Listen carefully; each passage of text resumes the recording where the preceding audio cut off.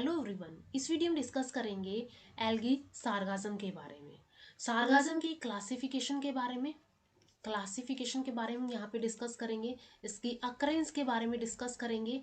इसके अलावा इसके अंदर थैलस पाया जाता है, क्योंकि ये एक एल्गी है तो एल्गी के अंदर थैलस पाया जाता है। तो इस थैलस का external structure and internal structure हम डिस्कस करेंगे। इसके बाद इसके अंदर रिप्रोडक्शन हम डिस्कस करेंगे। रिप्रोडक्शन के अंदर एक वेजिटेटिव रिप्रोडक्शन होती है जो कि फ्रैगमेंटेशन के थ्रू होती है, एंड सेक्सुअल रिप्रोडक्शन इसके अंदर पाई जाती है। सेक्सुअल रिप्रोडक्शन के अंदर हम देखेंगे कैसे सेक्स ऑर्गन्स जैसे कि एंथ्रीडियम एंड oogonim की फॉर्मेशन होती है, फिर फर्टिलाइजेशन होती है, जाइगोट बनता है, जाइगोट की जर्मिनेशन होके अगेन एक प्लांट बॉडी बनती है। तो ये हम सब टॉपिक्स हम आज की वीडियो में डिस्कस करेंगे।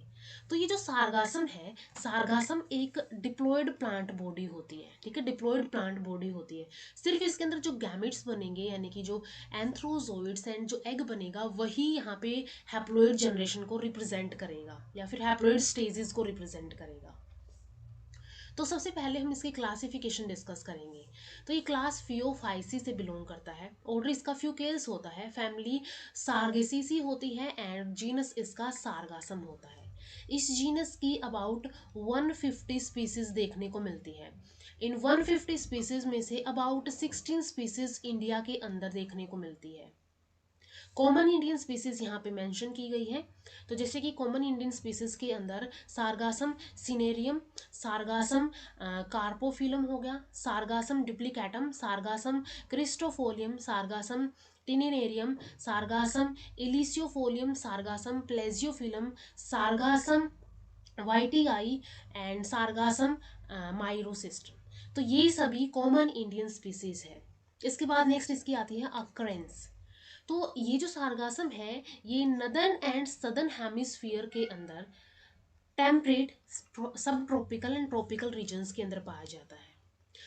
Africa, south America and Australia के अंदर ये बहुत कॉमन होता है। एंड अफ्रीका के अंदर, वेस्ट अफ्रीका के अंदर एटलांटिक ओशन का एक पार्ट बहुत ज़्यादा डेंसली ऑक्यूपाइड होता है इन सार्गासम से। उस रीजन को सार्गासो सी बोला जाता है क्योंकि वहाँ पे इनका नंबर बहुत ज़्यादा होता है। इसके बाद नेक्स्ट आता है इसका थैलस स्ट्रक्चर, जिसके अंदर हम इंटरनल और एक्सटर्नल और इंटरनल स्ट्रक्चर के बारे में डिस्कस करेंगे। तो सबसे फर्स्ट हम एक्सटर्नल स्ट्रक्चर के बारे में डिस्कस करेंगे। तो हमने पहले ही डिस्कस कर लिया कि जो सार्गासम है इसकी प्लांट बॉडी डिप्लॉयड होती है, इरेक्ट होती है, ब्रांच्ड थैलस होता है। ये इसके थैलस के अंदर ना ये ऐसे ब्रांचेस नजर आती हैं, ठीक है। यहाँ पे रिसेप्टिकुलर ब्रांच है, क्या होता है रिसेप्टिकुलर वो भी हम डिस्कस करेंगे। एंड ये थैलस की एक ब्रांच है जिसके अंदर ये लीव्स लाइक स्ट्रक्चर्स, इसके अलावा ब्रांच लाइक स्ट्रक्चर्स यहाँ पे नजर आते हैं। थैलस 4 पार्ट्स के अंदर मेनली डिवाइड किया जाता है, फिर डिफ्रेंशिएट किया जाता है। बेसल होल्ड फास्ट होता है जो कि सबट्रैक्टम से इसको अटैच करके रखता है, जिस भी सरफेस से अटैच रहता है। इसके बाद इसके अंदर एक सिलेंड्रिकल मेन एक्सिस होता है। इस मेन एक्सिस से कुछ ब्रांचेस निकलती जिनको लेटरल ब्रांचेस निकल बोलते हैं। इन लेटरल ब्रांचेस से कुछ लीफ लाइक लेटरल ब्रांचेस भी निकलती है, जैसे कि लीफ लाइक एक्सपेंशंस निकलते हैं। इसके अलावा इन लीफ लाइक एक्सपेंशंस के एक्सिल के अंदर, ठीक है, इनके एक्सिल जो होंगे वहां पे कुछ ऐसे स्ट्रक्चर्स नजर आएंगे जिनको रिसेप्टिकल बोला जाता है।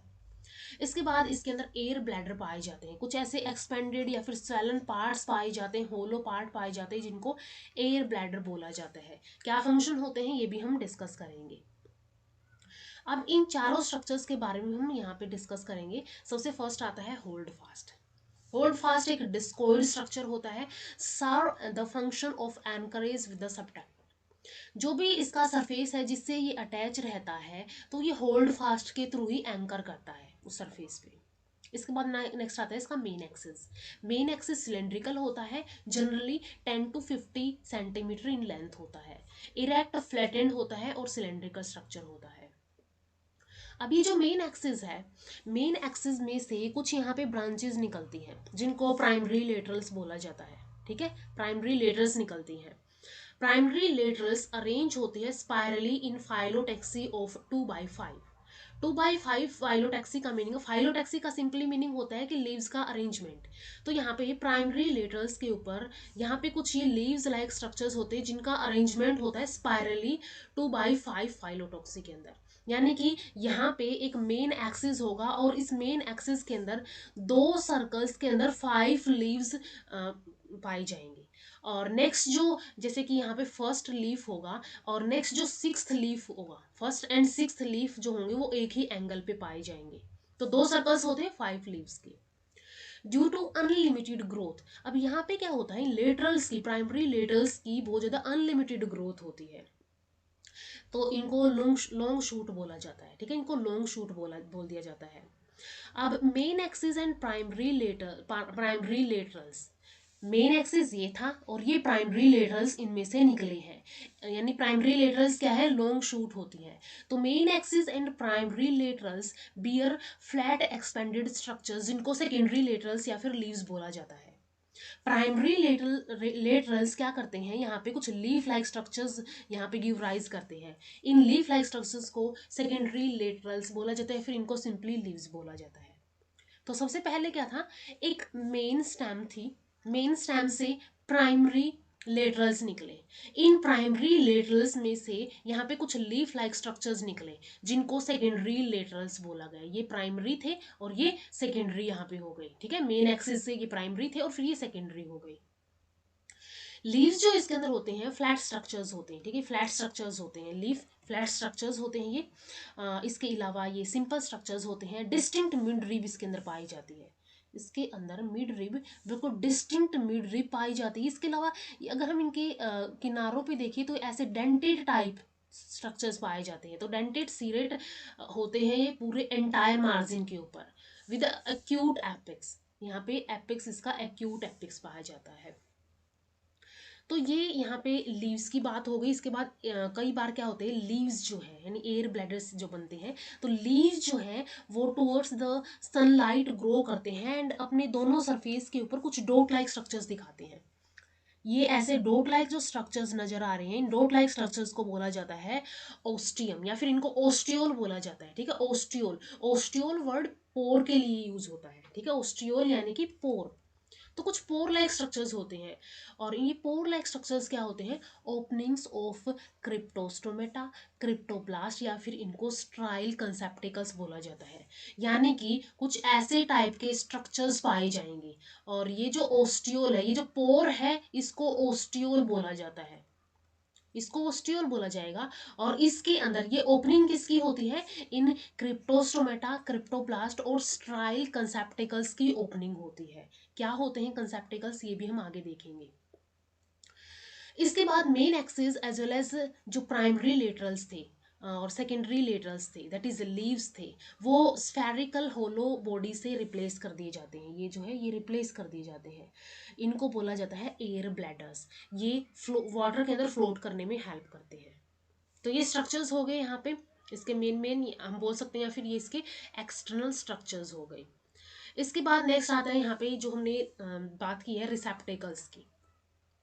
तो जो लीव्स के एक्सियल्स होते हैं वहाँ पे लॉन्ग ब्रांच स्ट्रक्चर्स डेवलप होते हैं। जैसे ये लीफ हो गया और ये लीफ का एक्सियल हो गया, ये लीफ का एक्सियल यहाँ पे होगा। ठीक है, इस एक्सियल से कुछ ऐसे ब्रांच स्ट्रक्चर्स निकलते हैं। इन ब्रांच स्ट्रक्चर्स को ही रिसेप्टिकुलर ब्रांच बोला जाता है। ठीक है, इन स्ट्रक्चर्स को रिसेप्टिकल्स या फिर रिसेप्टिकुलर ब्रांच बोला जाता है।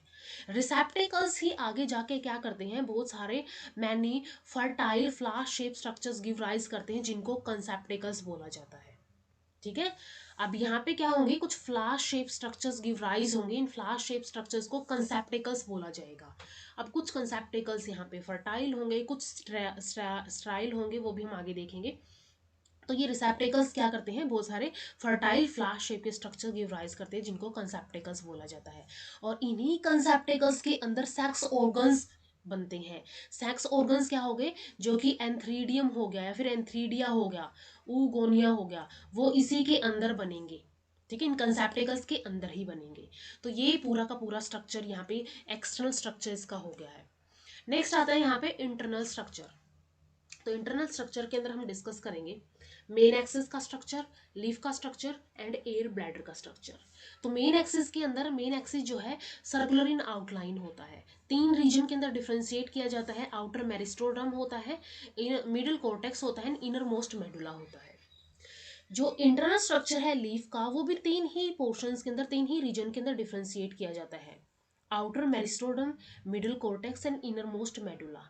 एंड जो इंटरनल स्ट्रक्चर है एयर ब्लैडर का, उसके अंदर सिर्फ दो रीजन होते हैं, यहाँ पे मेडुला नहीं होता है, यहाँ पे सिर्फ आउटर मेरिस्टोडम होता है एंड मिडिल कॉर्टेक्स होता है, एंड इनर में यहाँ पे क्या पाया जाता है, इनर में यहाँ पे एयर कैविटी बोल सकते हैं या फिर गैसेस भरी होती हैं उन कैविटीज के अंदर, ऐसी टाइप की कैविटीज पाई जाती हैं। अब इनको हम डिटेल में डिस्कस करेंगे। सबसे पहले आता है मेन एक्सिस का स्ट्रक्चर।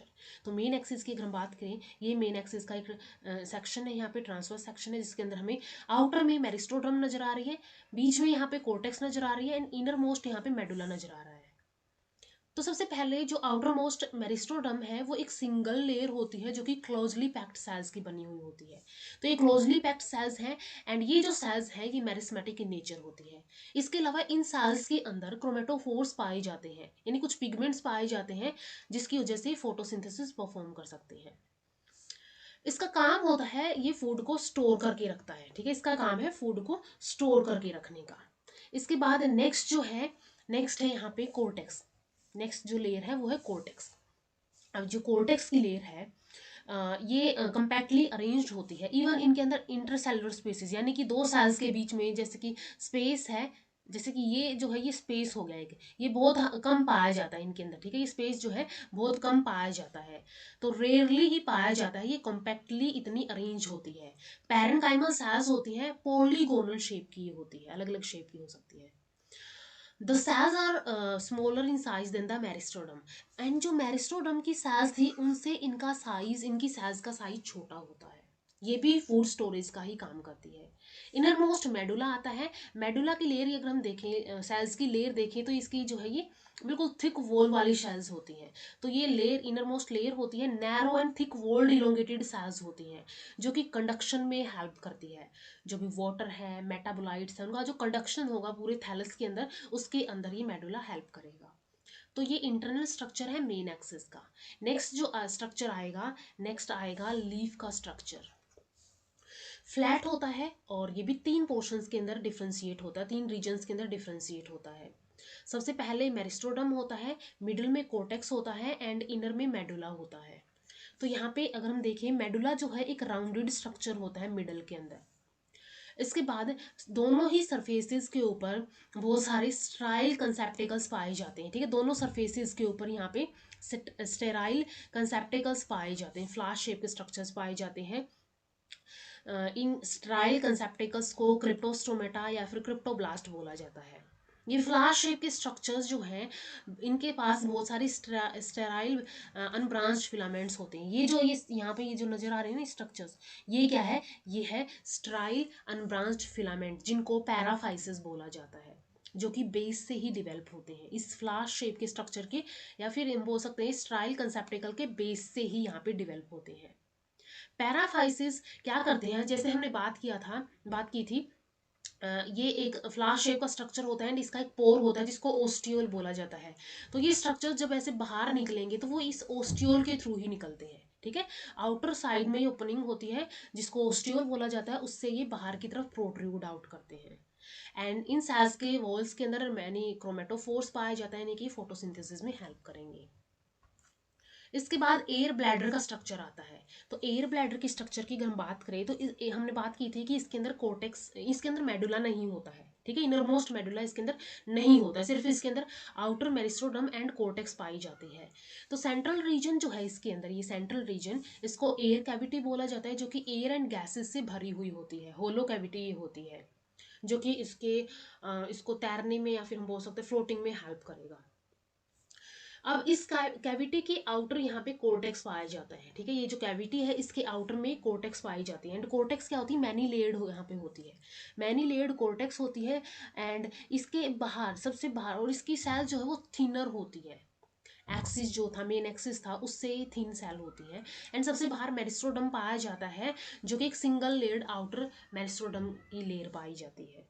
तो ये इंटरनल स्ट्रक्चर है एयर ब्लैडर का। तो यहाँ तक हमने थैलस के एक्सटर्नल एंड इंटरनल स्ट्रक्चर की बात कर ली है। नेक्स्ट आता है रिप्रोडक्शन। रिप्रोडक्शन के अंदर इसके अंदर वेजिटेटिव एंड सेक्सुअल रिप्रोडक्शन पाई जाती है।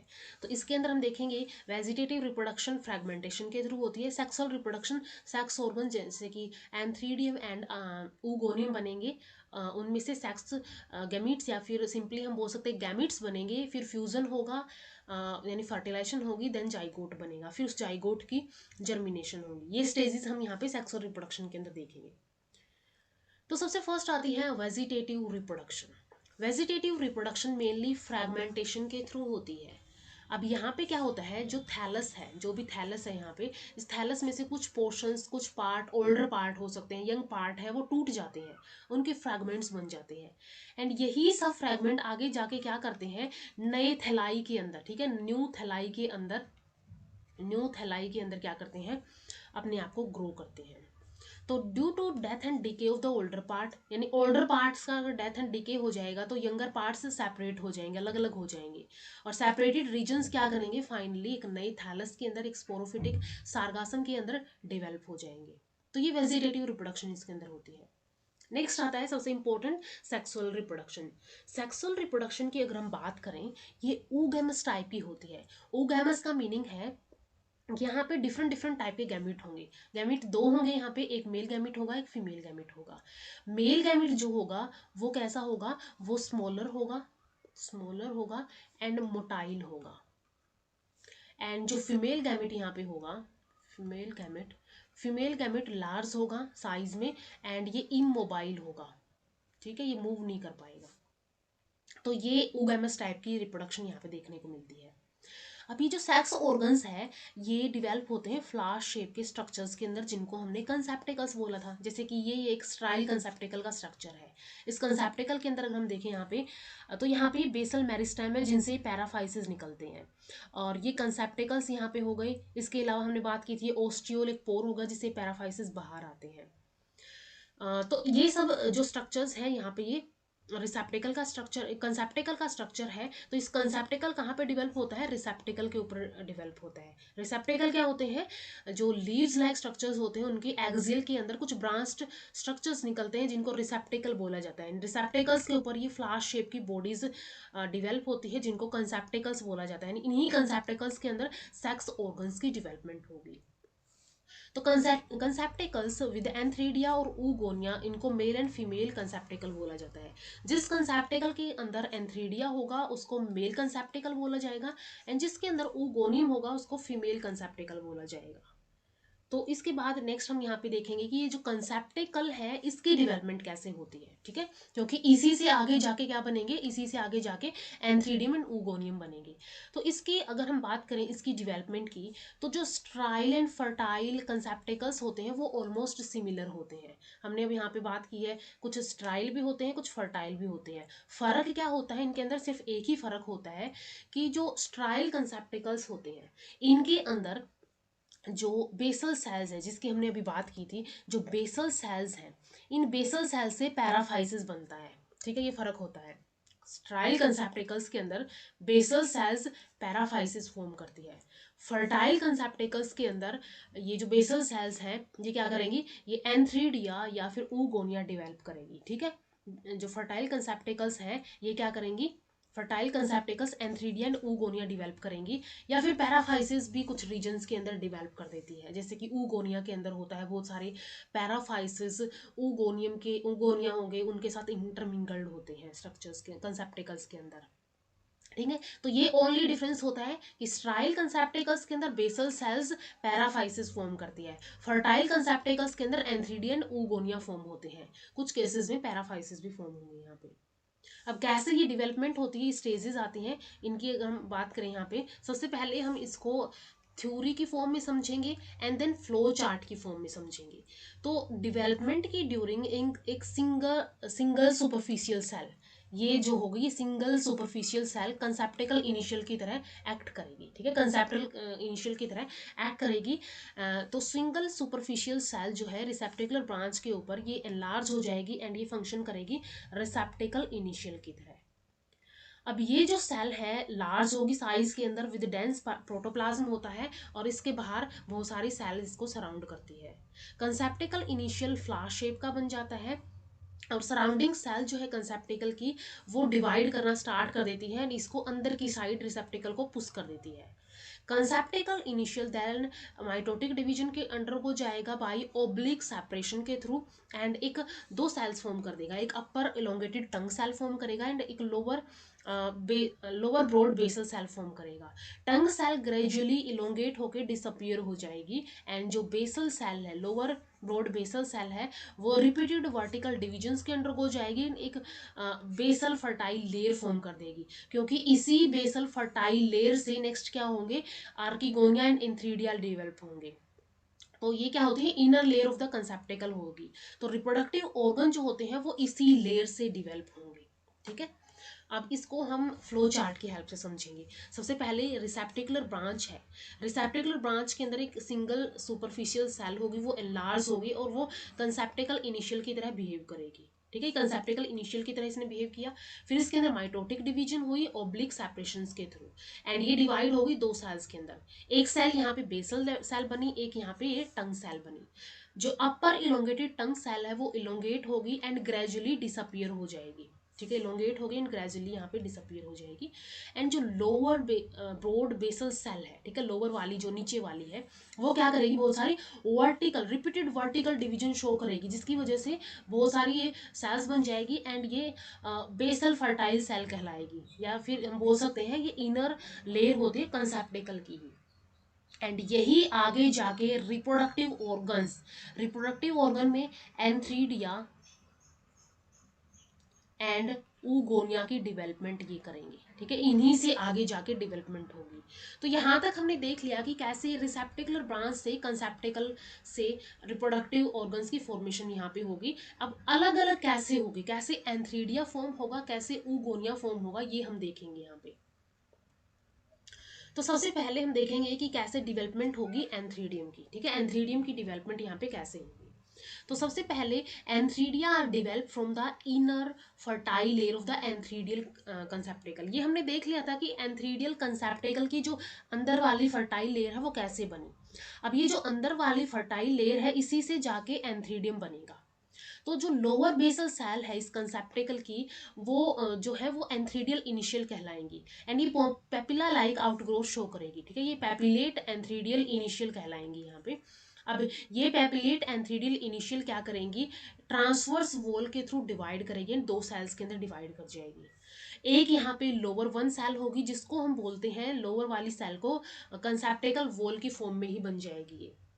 एंड जो अपर वन है वो डिवाइड करेगी, फिर से डिवाइड करेगी ट्रांसवर्सली एंड एक लोअर स्ट्रोक सेल फॉर्म कर देगी, ये वाली स्ट्रोक सेल फॉर्म हो गई एंड एक एंथ्रीडियल सेल फॉर्म यहाँ पे हो गई अपर वाली। ठीक है, अब आगे जाके ये डिवाइड करेगी, फिर इसके अंदर बहुत सारी न्यूक्लियाई बनेगी। न्यूक्लियाई के बाद ये न्यूक्लियाई के अंदर म्योटिक डिवीजन होगी, देन माइटोटिक डिवीजन होगी और ये हैप्लॉइड न्यूक्लियाई फॉर्म कर देगी एंड ये बहुत सारी हैप्लॉइड न्यूक्लियाई यहाँ पे फॉर्म हो जाएगी। देन ये जो इसकी लेयर्स होती हैं ये टूट जाएंगी, टूटने के बाद ये एंथ्रोजोइड्स जो है ये रिलीज हो जाएंगे।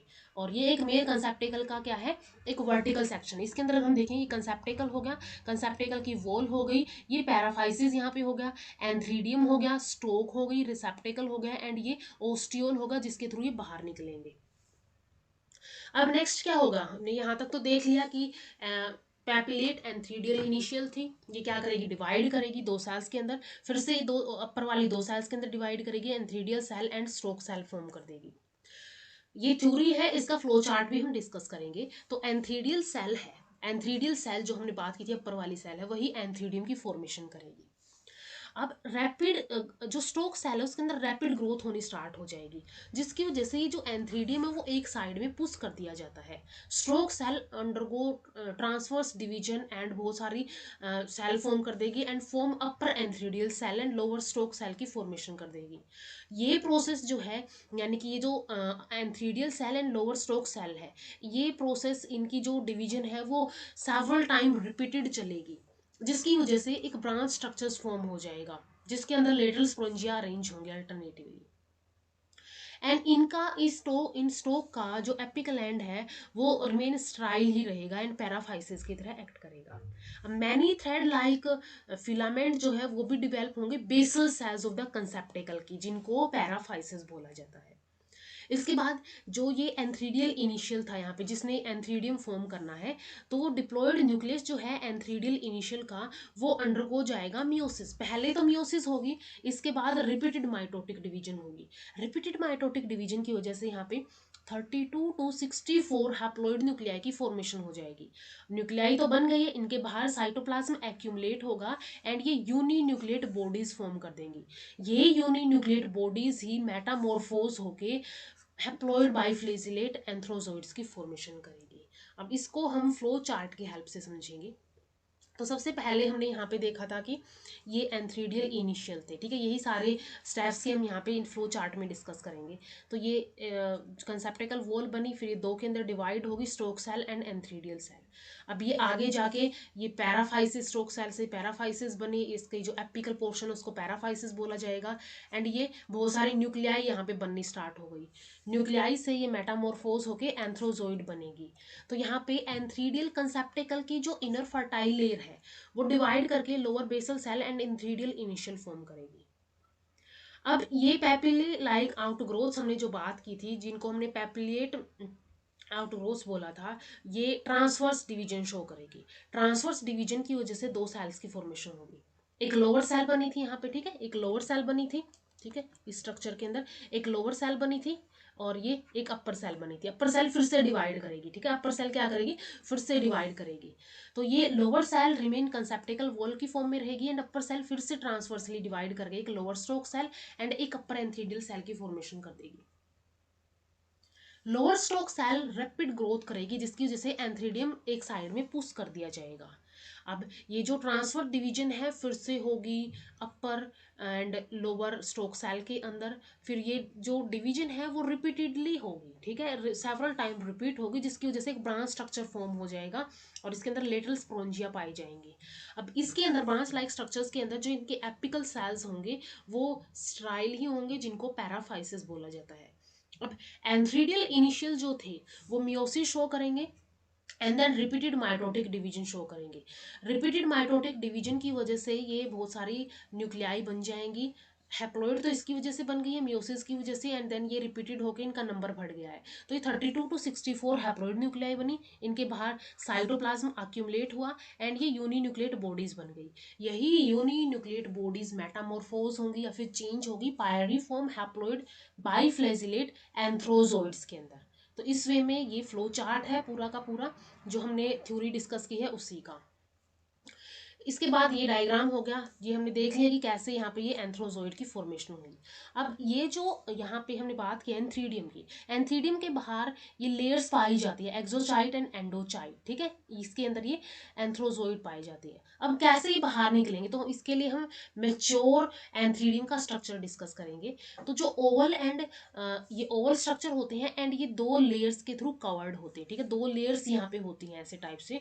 एक को हमने बोला था एक्सोचाइट और एक को बोला था एंडोचाइट। तो ये दो लेयर होती है। जो आउटर लेयर होती है एक्सोचाइटो फर्म होती है एंड जो इनर लेयर होती है वो जिलेटिनियस होती है। अब जैसे जैसे मेच्योर होगा तो स्ट्रोक जो थी, ये जो स्ट्रोक थी वो डिटैच होना स्टार्ट हो जाएगी। डिटैच होने की वजह से ये जो डिटैच होने की वजह से जो स्ट्रोक ये जो है कंसेप्टिकल से बाहर निकलाएंगे, यानी जो एंथ्रीडियम है ये कंसेप्टिकल से बाहर निकलाएंगे, ठीक है, बाहर निकलाएंगे ओस्टियोल के through. After coming out, the wall of the sporangium gets gelatinized and anthrozoids are liberated. अब ये जो sporangium की जो wall थी एक्सो एंड एंडोचाइट, ये क्या करेंगी, ये जिलेटिनाइज्ड हो जाएंगी, एंथ्रोजोइड्स इनसे बाहर निकल जाएंगे। तो इस वे में एंथ्रोजोइड्स लिबरेट हो गई हैं। अब लिबरेट होने के बाद ये मोटाइल है तो ये जाएंगे एग के पास, और एग के पास जाने के बाद ये क्या करेंगे, ये फर्टिलाइजेशन शो करेंगे। तो नेक्स्ट यहाँ पे आएगा अब एग यानी ऊगोनियम का स्ट्रक्चर कैसे होगा डिवेल्प।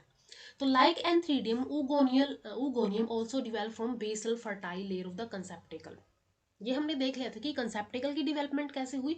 अब कंसेप्टिकल की जो बेसल फर्टाइल लेयर है उसी से ऊगोनियम डेवलप होगा। तो कुछ सेल्स जो होंगी यहाँ पे ऊगोनियल इनिशियल की तरह एक्ट करेंगी। इस बेसल फर्टाइल लेयर की कुछ सेल्स ऊगोनियल इनिशियल की तरह एक्ट करेगी। ये ऊगोनियल इनिशियल ट्रांसवर्स डिवीजन शो करेगा, जिसकी वजह से एक लोअर स्मॉल सेल बन जाएगी, एक अपर लार्ज ऊगोनियल इनिशियल बन जाएगा। ये जो ओगोनियल सेल है नहीं, अपर लार्ज ओगोनियल सेल है, ये एनलार्ज होगी। एनलार्ज होने के बाद ये एक स्फेरिकल स्ट्रक्चर की फॉर्मेशन कर देगी। एंड जो डिप्लॉयड न्यूक्लियस है वो उसके अंदर क्या होगी, अंदर, ठीक है। तो बाहर स्ट्रक्चर बन गया है, इसके अंदर जो न्यूक्लियस है वो डिप्लॉयड है अभी तक।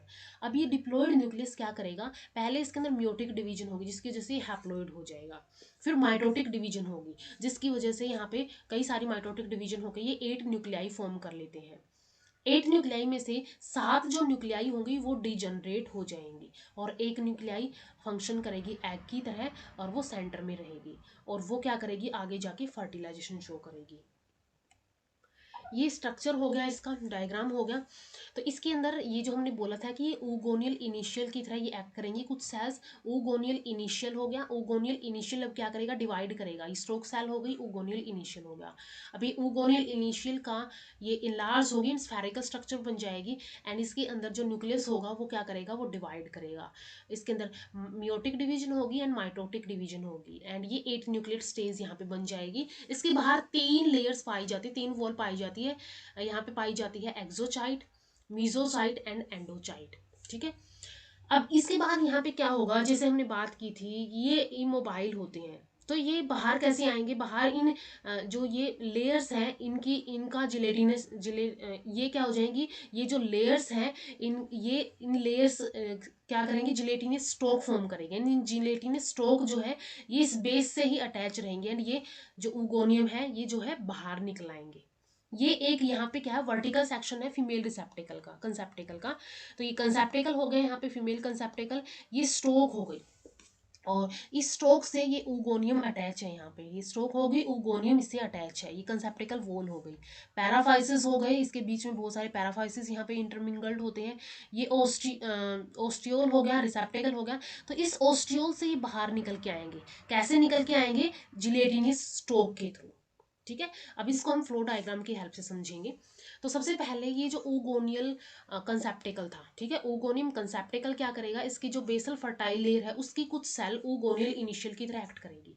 ओगोनियल इनिशियल के अंदर ट्रांसवर्स डिवीजन होगी जिसकी वजह से एक अपर लार्ज ओगोनियल सेल बन जाएगी एंड लोअर स्ट्रोक सेल बन जाएगी। इसके बाद जो अपर लार्ज ओगोनियल सेल है वो म्योटिक डिवीजन शो करेगी, देन माइटोटिक डिवीजन शो करेगी जिसकी रिजल्ट में 8 न्यूक्लियेट स्टेज आ जाएगी। 8 न्यूक्लियेट स्टेज में से 7 न्यूक्लियाई डिजनरेट हो जाएगी एंड एक एग की तरह फंक्शन करेगी। तो ये जिलेटिनस स्टोक से ही बाहर निकलती है, यहाँ पे नजर आ रही है। इसके बाद जो वॉल है ओगोनियम की उसके अंदर 3 लेयर होती है, आउटर एक्सोचाइट, इसके बाद यहाँ पे नेक्स्ट होती है middle mesochite and inner endochite यहाँ पे होती है। Mature oogonia come out of the conceptacle through the ostiole. हमने बात की थी ये जो ओस्टियोल है इसके थ्रू ये जिलेटिनस स्टोक बनेगी जिसके थ्रू ये ओगोनिया, मेच्योर ओगोनिया बाहर आएंगे, लेकिन ये कंसेप्टिकल के बेस से अटैच रहेंगे इन लॉन्ग जिलेटिनस स्टोक के थ्रू जो कि एक्सोचाइट से बनती हैं। Some of the basal cells of the inner layer of the conceptacle instead of forming oogonia। अब कुछ बेसल सेल्स जो हैं, इनर लेयर जो थी, इनर फर्टाइल लेयर जो थी कंसेप्टिकल की, उनको ओगोनिया फॉर्म करना था वैसे तो, लेकिन ये क्या कर देती है, स्ट्राइल हो जाती है एंड ये sterile long hair like structure जिसको पैराफाइसिस बोला जाता है वो फॉर्म कर देती है। ये वाले स्ट्रक्चर फॉर्म हो जाते हैं। तो ये जो स्ट्रक्चर है कंसेप्टिकल के अंदर हम देखें तो ये ओगोनिया और पैराफाइसिस इंटरमिंगल्ड होते हैं एक दूसरे के साथ, ठीक है, एक दूसरे के साथ साथ यहाँ पे पाए जाते हैं। तो ये बाहर यहाँ पे आ जाती है, इसके बाद बाहर आने के बाद फर्टिलाइजेशन होगी। हमने देखा था कि यहाँ पे एंथ्रोजोइड भी बन गया है, इसके बाद oogonia भी बन गया है। अब फर्टिलाइजेशन कैसे होगी, when egg remain outside the still attached with the conceptacle by gelatinous stalk. Egg बाहर तो आ गया है लेकिन बेस से ये क्या है, जिलेटिनियस स्टोक से अभी भी अटैच है, कंसेप्टिकल के बेस से। अब बहुत सारे एंथ्रोजोइड, यानी कि हमने बात की जैसे 8 हमने बात की थी कि यहाँ पे क्या थे, 8 oogoनियम बने थे। 8 oogoनियम में से 7 डिजनरेट हो जाएंगी एंड वन ही यहाँ पे एग की तरह फंक्शन करेगा। अब इस वन से ही आगे जाके क्या होंगे, जो बहुत सारे एंथ्रोजोइड्स बने थे वो अटैच होंगे। तो ये इससे अटैच होने के लिए एंथ्रोजोइड्स क्या करते हैं, एग के बाहर आ जाते हैं एंड ये यहाँ पे एंटीरियर फ्लैजेला से एग से अटैच हो जाते हैं एंड जो इनका पोस्टीरियर फ्लैजेला है उससे ये स्विम करते हैं इसके बाहर। ठीक है, अब इसके बाद एक जो है, एक क्या करेगा, एक यहाँ पे oogonal वॉल को पेनिट्रेट कर लेगा। पेनिट्रेट करने के बाद रिमेनिंग एंथ्रोजोइड क्या हो जाएंगे, ग्रेजुअली डीजनरेट हो जाएंगे और फिर फर्टिलाइजेशन जो होगी पहले ही साथ साथ में पाए जाएंगे। ठीक है, जो मेल न्यूक्लियस होगा, एंथ्रोजोइड का न्यूक्लियस होगा वो इसके साथ ही पाया जाएगा। लेकिन जैसे ही ये साथ आएंगे ये फ्यूज कर जाएंगे एंड एक डिप्लॉयड जाइगोट की फॉर्मेशन कर लेंगे। अभी तक ये क्या थे, हैप्लॉयड हैप्लॉयड थे, अब ये क्या बन गया है, डिप्लॉयड जाइगोट बन गया है। अब ये जो जाइगोट है इसकी जर्मिनेशन होगी, जाइगोट यहाँ पे बन गया है। ठीक है, जाइगोट बन गया है डिप्लॉयड, ये वॉल है जाइगोट की। इसके बाद इसकी जर्मिनेशन होगी। तो जैसे ही फर्टिलाइजेशन होती है उसके जस्ट आफ्टर यहाँ पे क्या होता है, जाइगोट जर्मिनेट करना स्टार्ट कर देता है। oogonia अभी भी इस कंसेप्टिकल से जिलेटिनस स्टोक से अटैच रहता है और कुछ टाइम के बाद जिलेटिनस स्टोक से ये बाहर आ जाता है। ठीक है, ये बाहर आ जाएगा और बाहर आने के बाद ये डिवीजन शो करेगा। अब तो लिबरेशन के बाद, बाहर आने के बाद zygote gets attached with the solid substratum. अब जो भी सॉलिड सरफेस होगा, सॉलिड सॉलिड सबस्ट्रेटम होगा, इनका उससे क्या हो जाएगा, उससे ये अटैच हो जाएगा। अटैच होने के बाद ये ट्रांसवर्सली डिवाइड करेगा एक अपर सेल के अंदर और एक लोअर सेल के अंदर। ठीक है, लोअर सेल जो है ये डिवाइड करके राइजोइड के अंदर राइजोइड डेवलप कर लेती है। ठीक है, लोअर सेल राइजोइड डेवलप कर लेती है। अपर सेल जो है वो रिपीटेड पेरिक्लाइनल एंटीक्लाइनल डिवीजन शो करती है, यानी कि लॉन्गिट्यूडनल वर्टिकल डिवीजन शो करती है, जिसकी वजह से एक मास फॉर्म हो जाता है और इस मास को बोला जाता है थैलोइड स्पोरोफाइट ऑफ द सार्गासम। ठीक है, तो ये थैलोइड स्पोरोफाइट जो कि क्या होगा, डिप्लॉयड होगा, ये फॉर्म हो गया है ये वाला। ठीक है, ये थैलोइड स्पोरोफाइट यहाँ पे फॉर्म हो गया और ये राइजोइड है। तो इससे में जाइगोट की जर्मिनेशन हो जाती है एंड अगेन क्या हो जाता है, एक थैलोइड बन जाता है, एक स्पोरोफिटिक प्लांट बॉडी बन जाती है। इसके बाद लाइफ साइकिल आती है। लाइफ साइकिल पैटर्न कैसे है इसके, तो सार्गासम एक एग्जांपल है डिप्लॉन्टिक लाइफ साइकिल का, बिना किसी अल्टरनेशन ऑफ जनरेशन के। सिर्फ इसके अंदर हैप्लॉइड जो स्टेजेस है वो गैमीट्स ही शो करते हैं। प्लांट बॉडी डिप्लॉयड होती है, सिर्फ एंथ्रोजोइड एंड एग्स जो होते हैं वो क्या होते हैं, वो हैप्लॉइड होते हैं। Anthrozoid and egg, that is gametes, represent only haploid stage. After fusion zygote is form and zygote again क्या होगा, डिप्लॉयड होगा and germination it develop sporophytic diploid plant body of the Sargassum. तो ये diplontic life cycle का एक example है। तो सार्गासम है, कंसेप्टिकल है, कंसेप्टिकल भी डिप्लॉयड है, एंथ्रीडिया एंड oogonia भी डिप्लॉयड है। अब इनसे इनके अंदर म्योसिस जब होगी तो ये एंथ्रोजोइड एंड एग्स फॉर्म करेंगे, तो ये हैप्लॉइड होंगे। सिर्फ यही स्टेज रिप्रेजेंट करती है यहाँ पे हैप्लॉइड, बाकी सभी क्या है, फिर फर्टिलेशन होगी, फर्टिलेशन के बाद ये डिप्लॉयड होगी, जर्मिनेशन हुई यहाँ पे, जर्मिनेशन के बाद भी ये डिप्लॉयड प्लांट बॉडी सार्गासम की प्रोड्यूस कर देता है। तो इस वे में डिप्लॉन्टिक लाइफ साइकिल शो करता है।